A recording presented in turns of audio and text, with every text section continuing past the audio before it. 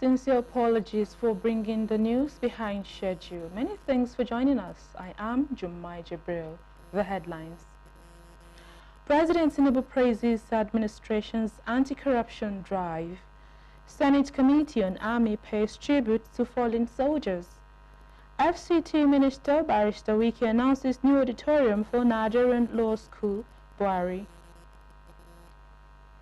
President Bola Ahmed Tinubu says his administration's anti-corruption drive has recorded a huge success, with the Economic and Financial Crimes Commission securing over 7,000 convictions and recovered assets worth more than 500 billion naira in the first 2 years of his administration. The president said the recovered funds were being channeled into social investment programs such as the Student Loan Scheme and the Consumer Credit Scheme. President Tinubu spoke on Monday in Abuja at the opening of a joint workshop of the EFCC and the National Judicial Institute. The president, who was represented by Vice President Kashim Shettima, reaffirmed his administration's commitment to strengthening judicial independence and improving the welfare of judicial officers. In a statement by Senior Special Assistant on Media and Communications in the Office of the Vice President, Stanley Nwocha, President Tinubu described his administration's recent review of judicial remuneration as part of a broader reform to enhance judicial independence and efficiency. The Chief Justice of Nigeria and Chairperson of the NJI Board of Governors, Justice Kudirat Kekere-Ekun, noted that the decisions of judicial officers have far-reaching effect on Nigeria's growth and stability. The CJN urged judges to remain firm, fair, and deliberate in their adjudications, ensuring that justice is never delayed or denied.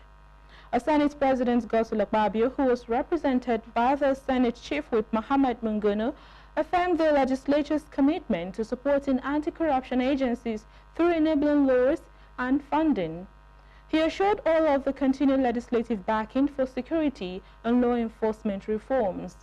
EFCC Chairman Ola Olukoyede applauded the judiciary's partnership in advancing the anti-graft crusade. The Senate Committee on Army has condoled with the Chief of Army Staff, Lieutenant General Olufemi Oloyede, over the tragic death of Lieutenant Colonel Aliyu Saidu Paiko and other soldiers in Borno State.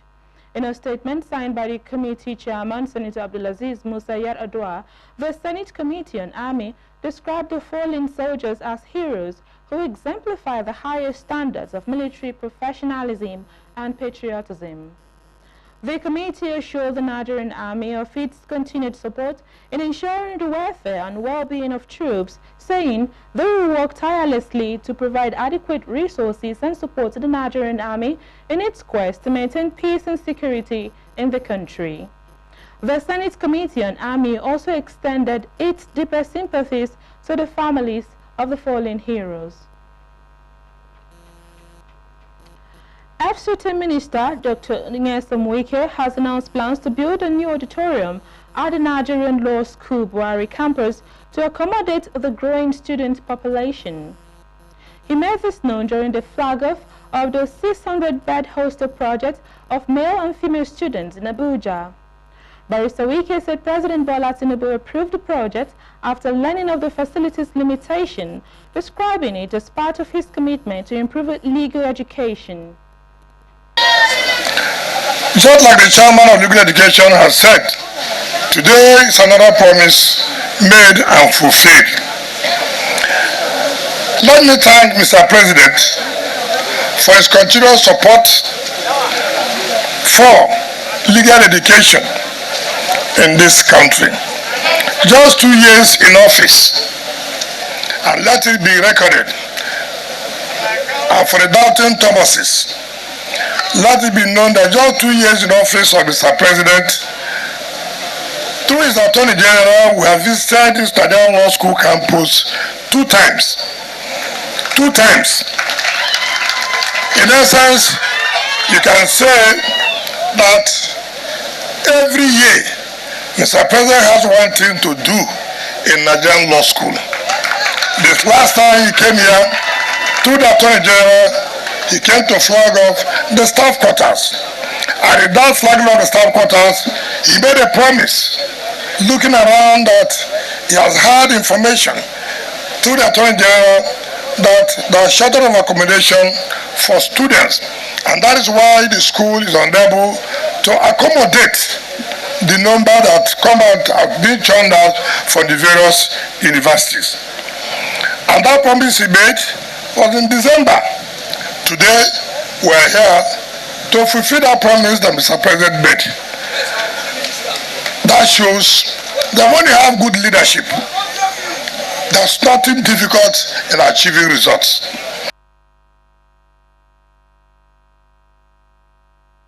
The minister noted that the 600-bed hostel fulfills a promise made by President Tinubu in December 2024 to ease accommodation shortages and assured completion within 12 months. Director General of the Law School, Professor Issa Hayatu Chiroma San, thanked the President, the Attorney General and Barrister Wike for their support, noting the project will enhance learning and welfare.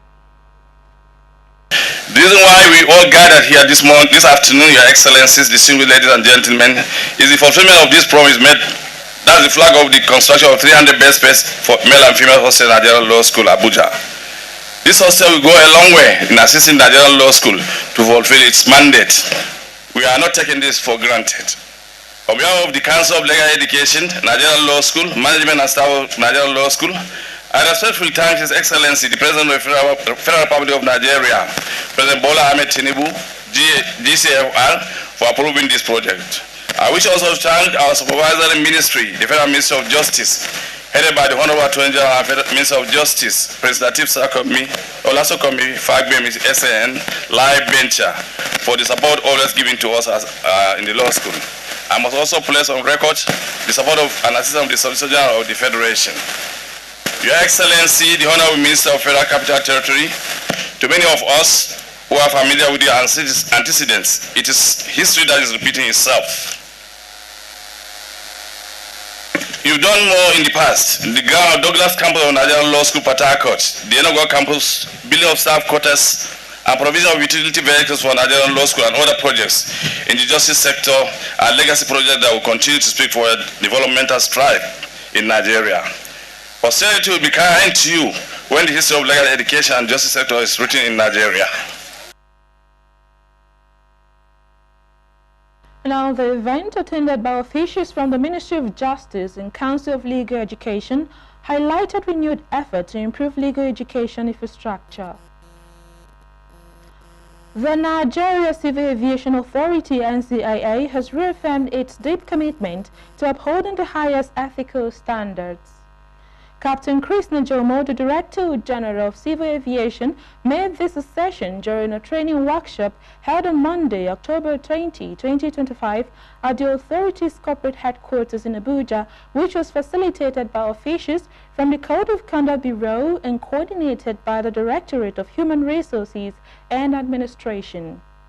The intensive training was aimed at deepening staff understanding of ethical obligations, strengthening adherence to the Code of Conduct for public officers, and promoting a culture of integrity across the organization. Captain Najomo, in his closing remarks, commended the CCB for its collaboration, pledging the authorities' full adherence to the Code of Conduct. In that regard, the DGCA announced plans to establish clear frameworks and pathways to guide employees in maintaining integrity and accountability in the discharge of their duties. NCAA management team in attendance includes the Director of Operations, Licensing and Training Standards, Captain Donald Spieth, Director of Public Affairs and Consumer Protection, Mr. Michael Chimogo, Director of Human Resources and Administration, Dr. Mrs. Anastasia Gbem, Director of Corporate Services, Dr. Mrs. Rebecca Agadinazu, as well as some general managers from various directorates. The Federal Road Safety Corps has announced that it is on course to introduce a seamless contactless licensing system. The Corps Marshal Shehu Mohammed, who made the announcement at his Ember Month press briefing, stated that the system is not only more technologically advanced and efficient, but it is also convenient and removes the menace of tout and licensed racketeers. Daniel Obi reports. The press briefing followed after a guided tour of the Corps Spring Farm in Kado, where the various processes involved in the production and distribution of driving licenses were explained. Corps Marshal Shehu Mohammed, in his address, revealed the 2024-2025 road crash statistics. The crash statistic revealed that 432 persons were killed, 270 persons were injured, out of 533 reported cases of road crashes.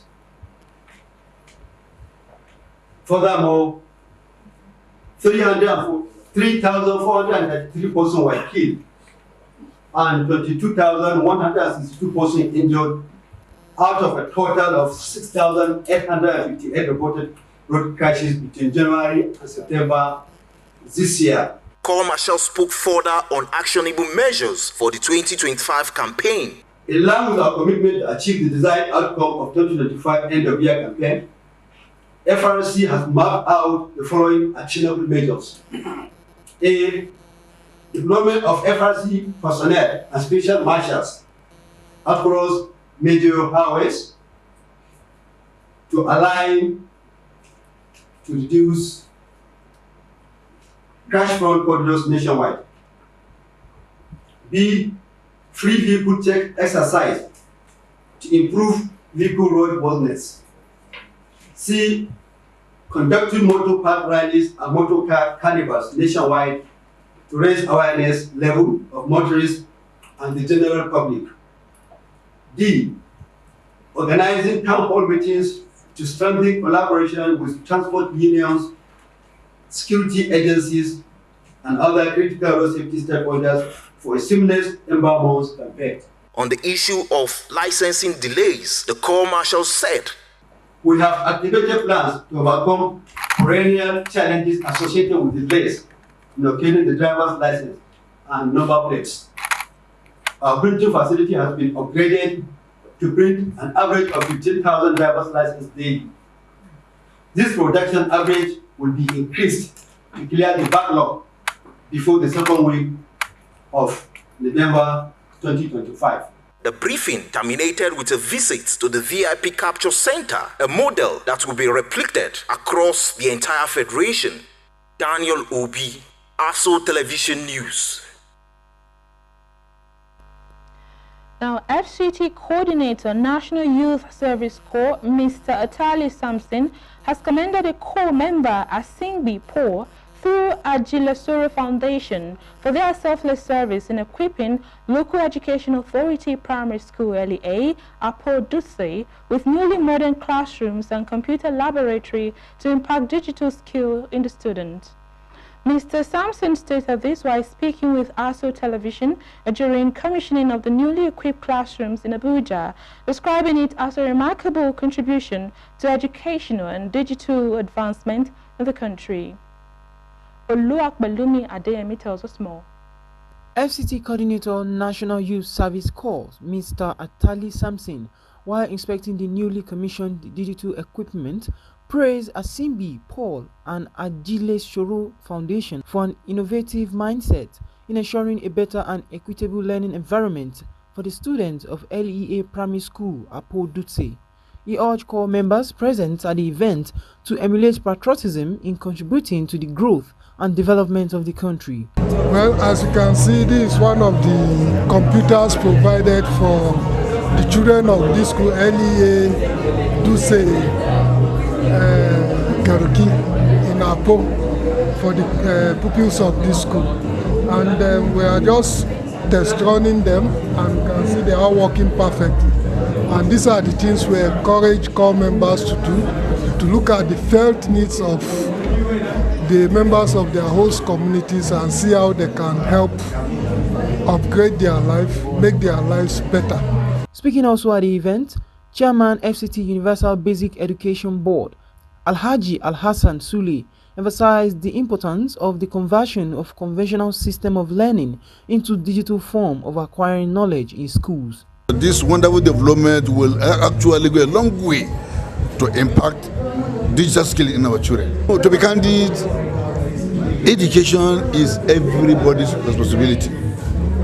Everybody, all hands must be on deck if we are to achieve education for everybody. It's obvious. I'm very delighted because we are adding value to humanity once again. We came across Paul around the first quarter of this year, precisely around March, thereabout. And between March and now, you can see a lot of water has gone down the bridge. So a lot of challenges we met, though surmountable by the grace and singular grace of God Almighty. The major one was the distance. The second one, finance. However, we thank God that we have crossed this bridge, and here we are today, savoring the joy. I'm very, very happy today because this is what Agile Zoro Foundation is known for worldwide. If you check the brochure very well, you see numerous achievements that they have been able to achieve in the last 3 decades. I'm very happy today, and I congratulate my brother, Mr. Paul, and I implore and encourage fellow corps members to please emulate this idea. President Agile Zoro Foundation, Prince Olatunde Sonny, expressed his gratitude to God and the commitment of the foundation in enriching lives, uplifting communities, and fostering a brighter future for generations to come. Pelumi Adeyemi, ASO Television News. And that's the much we can take on the news at this time. Thank you for watching. I am Jumai Jibril. Bye for now.